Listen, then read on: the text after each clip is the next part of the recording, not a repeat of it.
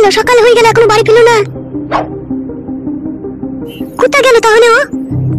না, বাড়িতে বসে থাকলে হবে না, আমি একবার ওর বন্ধুকে জিজ্ঞেস করে দেখি কোথায় আছে ও।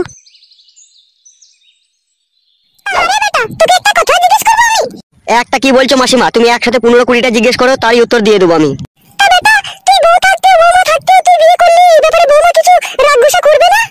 আরে বাদ দাও তো মাসি তোমার বউ মায়ের কথা। ও পাঁটি বিশাল বৈদ্য, ও পাঁটিকে কি আমি এমনি এমনি ছেড়ে একে বিয়ে করলাম? অনেক দুঃখে কষ্ট পেয়ে আমি এই বিয়েটা করলাম।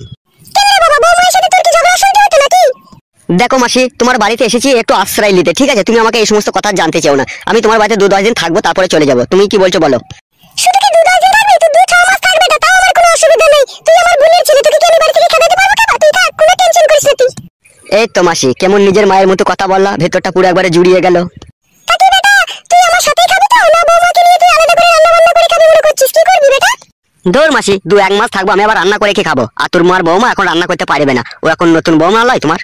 ও আচ্ছা বেটা, তুমি খাওয়াবে, ঠিক আছে? বাজার হাট করে এনে খাওয়াবে, মাসের শেষে যা হবে আমি তোমাকে সমস্ত পয়সা হিসাব করে দিয়ে চলে যাবো। এ নিয়ে তোমার কোনো চাপ নেই, বুঝতে পেরেছো মাসি? ঠিক আছে বেটা, ঠিক আছে, তা নিয়ে তোর কোনো টেনশন নেই, আমি তোকে রান্না করে খাওয়াবো। তুই বৌমার সাথে গল্প কর, আমি আসছি। আচ্ছা ঠিক আছে মাসি, যাও। তা কি গো আমার সোনার ময়না পাখি, মন খারাপ কেন? কোনো টেনশন নাই তোমার, আমি আছি তো জান। তোমার হাত ধরে স্বামীর ঘর ত্যাগ করেছি, আমি আবার কিছু চিন্তা করবো? তুমি তো আমার স্বামী। এই নিয়ে তুমি কোনো চিন্তা করো না জান, আমার 2টো ঘর আছে, একটা ঘরে তুমি থাকবে, একটা ঘরে ও যদি থাকে থাকবে, আর ও যদি ও পালায় পালাবে। এক ঘরে দুজন থাকলে অশান্তি ঝগড়া হবে, তুমি আমাকে আলাদা জায়গায় একটা জায়গা কিনে ঘর করে দেবে, আমি সেখানে থাকবো। ঠিক আছে আমার জান, মন খারাপ করো না, তোমাকে জায়গা কিনে ঘর করে দেবো শোনা। ওহ কি লাগছে মাইরি তোকে, এমনি যে পক পক করে তোর গালে আমি চুমু খাই। সত্যি বলছো, তুমি আমাকে ভালো লাগছে? সত্যি মানে জান, তোকে একবারে সেই সানি লিওনের মতো লাগছে, মনে হচ্ছে ধরে না পকাত করে ভরে দিতে, তাই মনে হচ্ছে আমার। ঢঙের কথা লয় জান, এটা আমার মনের কথা, শুধু রাত হইতে দাও। রাত হলে কি করবে দিয়ে? যে তালাতে এতদিন জং পড়েছিল সেখানে 2 ফোঁটা মোবিল দিয়ে চাবিটাকে ঘুরিয়ে পুরো পরিষ্কার করে দেবো।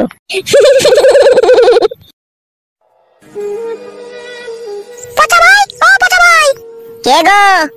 এই আমি ভাই, ফুটোর বউ, একটা কথা শুনো ভাই। আসি বৌদি, দাঁড়াও চাটা খেয়ে নি।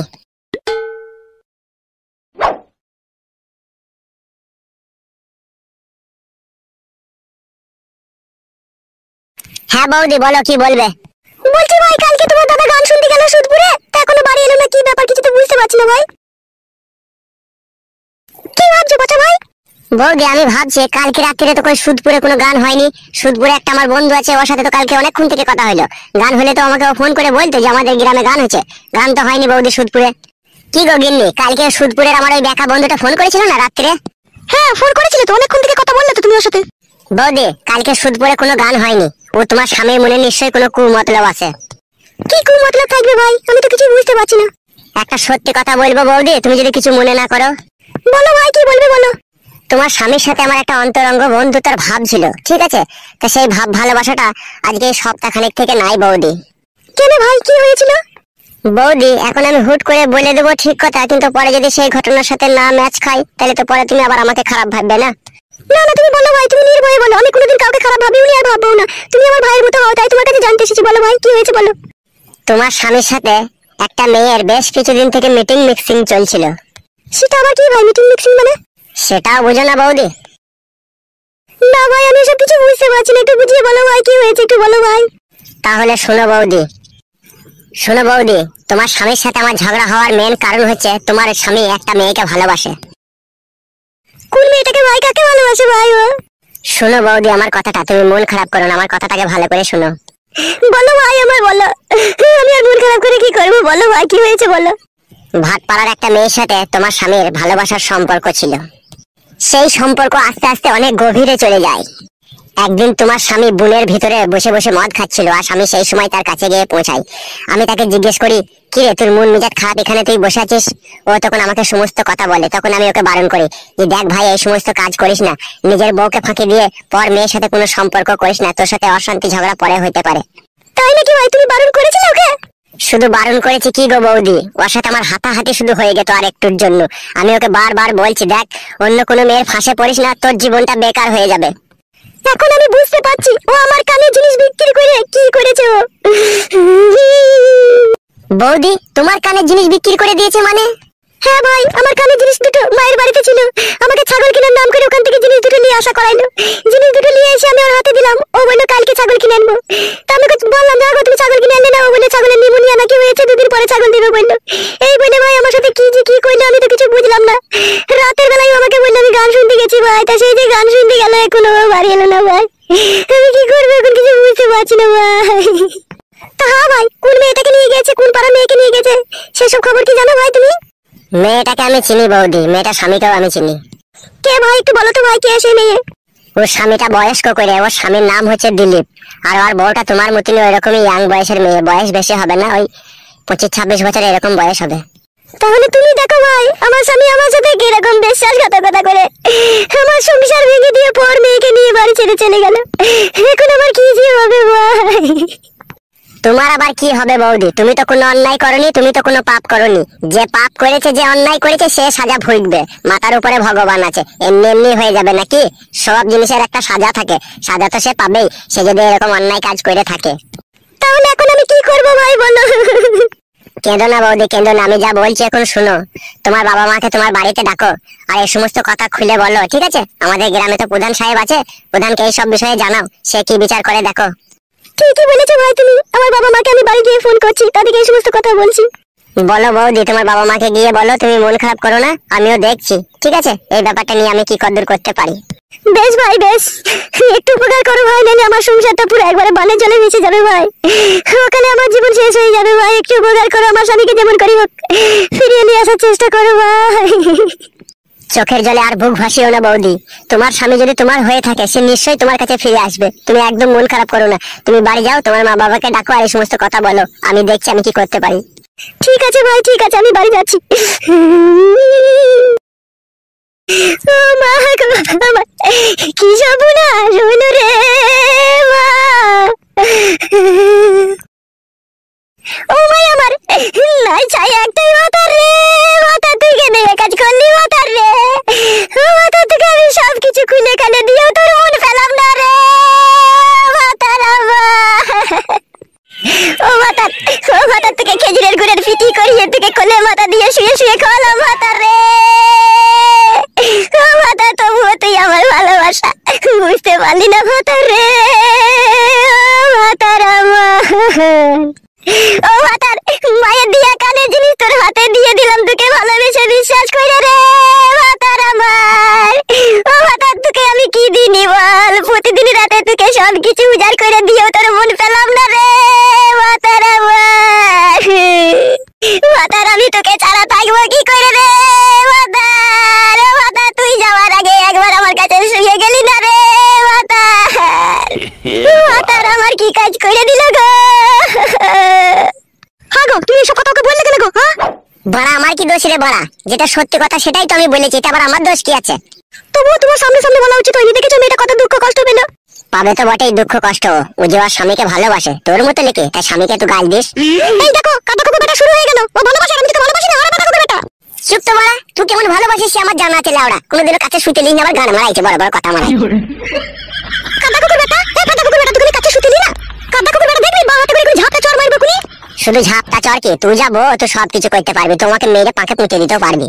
চুপ বে কেলা চুদা, বাজারের ব্যাগটা নিয়ে আদি বাজার নিয়ে যা, বেশি কেলামো মারাইছি কেলা চুদা আমার। লিয়ানো ব্যাগটা ঘরে থেকে, সকালবেলা উঠে আবার গাল দিচ্ছে, লিয়ানো যাও। কাদা কুকুর বেটা সব সময় লোকের কথাই থাকবে কাদা কুকুর বেটা। কি যে পাপ করেছিলাম কাদা তা ভগবান জানে, না হলে এরকম দার্জাল বউ কি আমার কপালে জুটে কাদা? বলেন কি?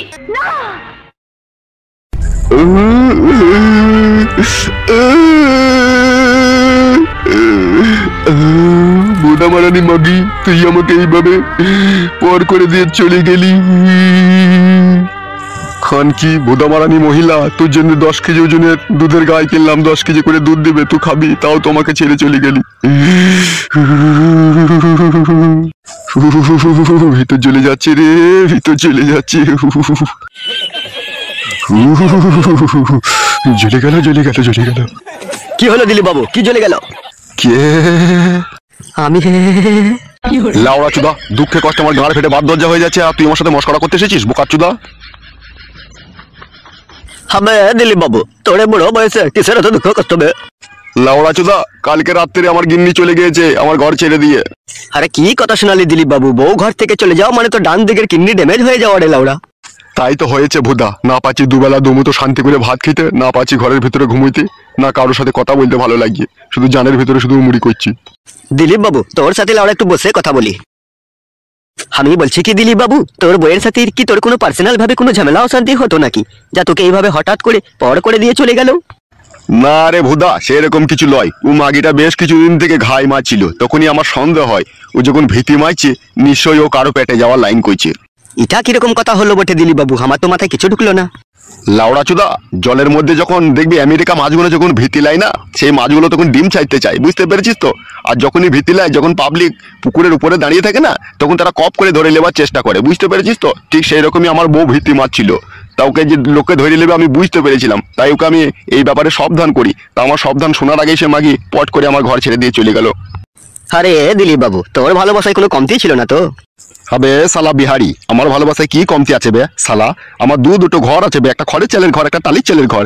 সালা আমার বাড়িতে ম্যাক্স গাড়ি লাগানো আছে বে, একটা গাই গরু আছে বে, 12 কেজি করে দুধ দেয়। শালা আমার 3.5 বিঘি জমি আছে বে, 6 কাঠা ভুঁয়ে মুলু লাগানো আছে বে, 3 কাঠা ভুঁয়ে পেঁয়াজ আছে বে, বুকা চুদা। আবার এদিকে 4.5 কাঠা জমিতে আমি মিনিকে ধান লাগিয়েছি বে, কেলা চুদা। আমার কিসের অভাব বে? আমার ঘর থেকে বউ চলে যাবে। দিলীপ বাবু, তোর হেতিরের কোনো কমজোরি ছিল না তো? না না লাউড়া, হেতিরের কোনো কমজোরি ছিল না। ডেলি আমি 30 টাকা করে হাত খরচা নিতাম, 10 টাকার এক বান্ডিল বিরিয়ানি নিয়ে নিতাম, আর 20 টাকা দিয়ে একটা 100 পাওয়ারের ট্যাবলেট নিয়ে নিতাম। তা আমার ভালোবাসায় কি করে কমজোরি থাকবে? ওখানেই তো মেন সমস্যা লাউড়া। কি করে বে? তোর বউ লাউড়া বুঝতে পেরে গেছে আমার স্বামীর হেতিরে ওষুধে কাজ করে, ওর শরীরে কোনো প্রোডাকশন নেই কু। তাই নাকি ভুদা? আরে হ্যাঁ রে দিলীপ বাবু, আমি কি মিথ্যা বলছি? আমি দুটা বিয়ে করেছি, আমার হেতির কমজোরি বলে একটা বউ আমার কাছে থাকেনি কু। তাহলে আমি যত বিষয় সম্পত্তি গড়ে তুললাম আমার বইয়ের জন্য, তাহলে সেগুলা কি হবে লাউড়া? আরে দিলীপ বাবু, কেন বাচ্চা ছেলের মতো কথা বলছিস বে? মেয়েরা কোনো সময় অর্থ সম্পত্তি চাই না বে, ওরা মেন জিনিসটাই চাইবে, ডান্ডা চাইবে। তোর যে ডান্ডাই কমজোরি ছিল বে। তাহলে তুই বলতে চাইছিস আমার ডান্ডায় কমজোরি ছিল বলে আমার বউ চলে গেছে? হ্যাঁ দিলীপ বাবু, এটাই একদম সত্যি কথা বটে। তাহলে লাউড়া এখন আমি কি করব কিছু বুঝতে পারছি না তো। তুই এক কাম কর দিলীপ বাবু, আমাদের গায়ে যে প্রধান আছে না, ও প্রধানের কাছে চলে যা, আর ওর সাথে কথাবার্তা বলে তোর বউকে একদম ছাড়পত্র দিয়ে দেওয়ার ব্যবস্থা কর, না হলে পরবর্তীকালে তোর কাছে আবার অশান্তি ঝগড়া ফিরে আসতে পারে। কি করে ফিরে আসবে? সে তো ভুদা চলে গেছে অন্য ছেলের সাথে। আবে দিলীপ বাবু, মেয়েদের মনের ভেতরে ঢোকা বহু কঠিন জিনিস আছে বটে বে। ও যে ছেলের সাথে গেছে তার সাথে 2-4 বছর লটর পটর করে ও ছেলে যখন ওকে ছেড়ে দিয়ে চলে যাবে, ও মাগে তো আর যাওয়ার কোনো রাস্তা থাকবে না, তখন তোর কাছে ফিরে আসতে বাধ্য হবে। তখন ও ভাববে আমার ও বুড়ো ভাতারি ভালো ছিল, মার গাল যাই 2-1টা দেয়, দেখ ভাতারের কাছে একবার যে দেখি ভাতার আমাকে লাই নাকি, ঠিক আছে? আর তখন যদি তুই না নিতে চাস, তোর নামে যদি থানাতে গিয়ে কেস করে না, কেস লেগে যাবে বে, তোকে আবার বুড়ো বয়সে জেল খাটতে হবে বোকাচুদা। সেই জন্য তুই আগে ভাগে রাস্তা দেখলে, ওর জন্যই তোকে বলছি বে, আমাদের যে পঞ্চায়েত প্রধান আছে না, ওর কাছ থেকে যে কথাবার্তা বলে মাগিটাকে ছাড়পত্র করে দে, ঠিক আছে? তাহলে তোর ঝামেলা থেকে মুক্তি পেয়ে যাবি বে। ও মাগি যার সাথে গেছে চলে যাগু, গাঁড় মারাগু, তুই আবার একটা অন্য কোনো মেয়ে দেখে বিয়ে করেলে, তোর তো সম্পত্তির অভাব নেই, তোর তো সম্পত্তি খাবে তোর বউ এসে। সেজন্য বলছি তোকে লাউড়া বিয়ে করে নে তুই। বিহারি হলেও লাউড়া তোর বুদ্ধি আছে, ঠিকই বলেছিস তুই। চো বাড়া পঞ্চায়েত প্রধানের কাছে যাই। তো দিলীপ বাবু, যাওয়ার আগে আর একটা কথা ছোট্ট করে শুনে লে বটে। বল বল বল। তোর যে বউ ছিল সে তো ঘর ছেড়ে চলে গেছে, তুই তো আর তাকে লিবি না লিবি কি না সেটা আগে বল তো দেখি, একবার শুনি। না, ও ফেদা মারানিকে আমি আর নেবো না। ও ফেদা মারানি যখন চলিয়ে গেছে ও ফেদাকেই জাগবো, আমি আর ওকে নেবো না। তো দিলীপ বাবু, বাপের বেটার মতো কথা বলে দিলি। এবার পঞ্চায়েত প্রধানের কাছে গিয়ে কাগজ কলম করে ওকে একটু রাস্তা ক্লিয়ার করে দে, যাতে ভবিষ্যতে তোর কাছে এসে যাতে আর কোনো চাঙ্গল ডুবাতে নাই পারবে। ঠিকই বলেছিস বাড়া, তাহলে যাই লাই। হ্যাঁ হ্যাঁ, তুই আর দেরি করিস না, পঞ্চায়েত প্রধানকে সমস্ত কথা খুলে বল, ঠিক আছে? তারপরে পঞ্চায়েত প্রধান কি বলে একবার দেখে নে। তাহলে দিলীপ বাবু, তুই আর দেরি করিস না, তুই চলে যা লাউড়া।